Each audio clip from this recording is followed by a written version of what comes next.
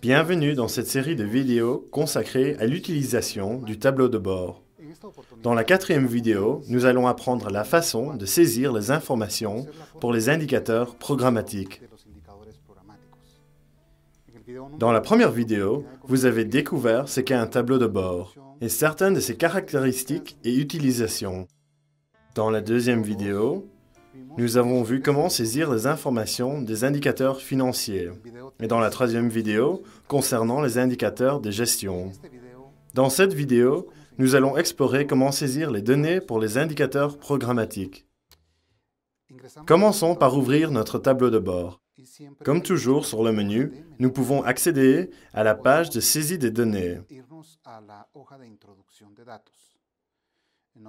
Dans la page de saisie des données que nous avons déjà vue, il y a trois couleurs différentes. Et le jaune est l'endroit où nous saisissons les informations programmatiques. Souvenez-vous que nous n'avons qu'une page pour introduire les informations. Et après les indicateurs de gestion, nous arrivons aux indicateurs programmatiques. Dans cette zone, l'instance de coordination nationale choisit 10 indicateurs programmatiques. Autrement dit, dans le cadre de performance qui contient une liste de tous les indicateurs retenus par le récipiendaire principal et ceux qui ont travaillé à la proposition, il doit y avoir une sélection de 10 indicateurs que l'instance de coordination nationale du pays juge les plus importants à surveiller pour son pays. Nous suggérons toujours que ces 10 indicateurs doivent inclure au moins 3 des 10 indicateurs identifiés par le Fonds mondial comme les top 10 ou comme ayant le plus de poids. Une fois ces indicateurs ajoutés, nous commencerons à saisir les cibles programmatiques qui sont déjà dans le cadre de performance. Il est donc important d'avoir les objectifs de performance pour la période appropriée,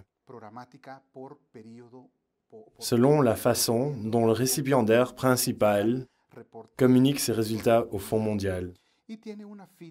Il y a une ligne pour saisir les résultats de performance à ce jour, durant la période que nous évaluons.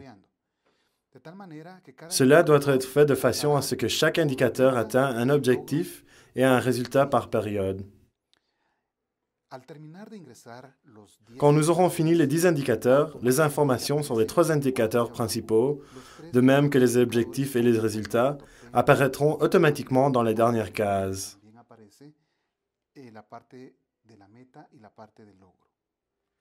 Après avoir saisi les informations, on peut aller sur la page des diagrammes.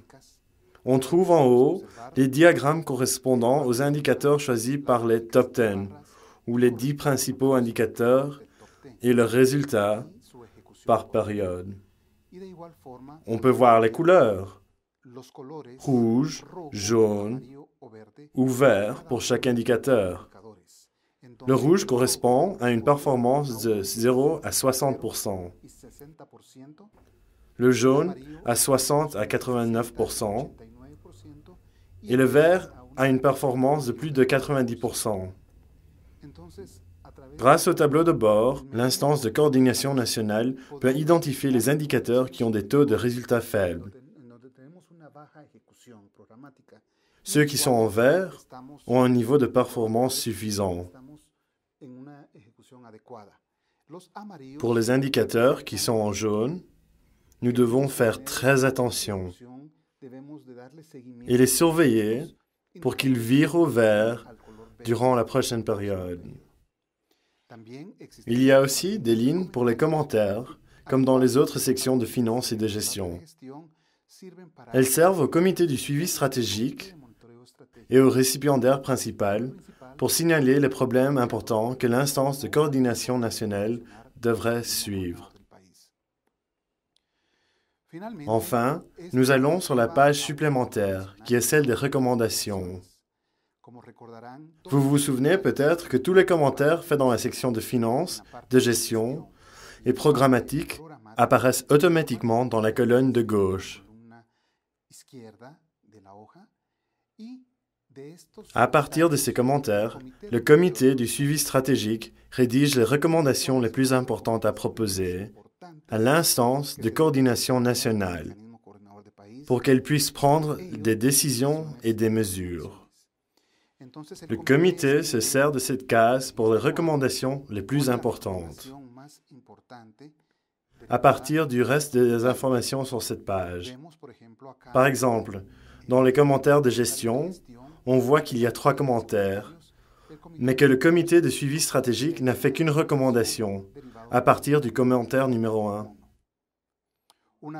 Une fois ces commentaires effectués, nous allons sur la page des actions, où l'on décrit les recommandations clés du comité.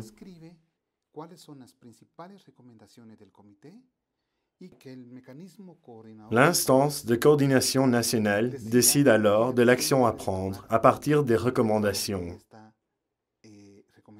si elle est d'accord ou pas, et l'action qui doit être choisie, avant quelle date, et qui est la personne responsable de vérifier sa réalisation et de donner les résultats durant le trimestre suivant. Ce sont les procédures nécessaires pour la mise en œuvre d'un tableau de bord. La saisie des informations programmatiques, financières et de gestion, l'analyse des informations par les diagrammes, la présentation des résultats et finalement les actions effectuées par l'instance de coordination nationale. C'est un outil qui aide à visualiser les informations, qui vous aidera à analyser toutes les informations et, en général, un outil facile à utiliser, qui peut aider à prendre des décisions en temps utile. Je vous remercie de votre attention. Je m'appelle Eduardo Samayoa et je travaille pour Grant Management Solutions. Souvenez-vous que vous pouvez toujours télécharger le tableau de bord en suivant les instructions sur l'écran.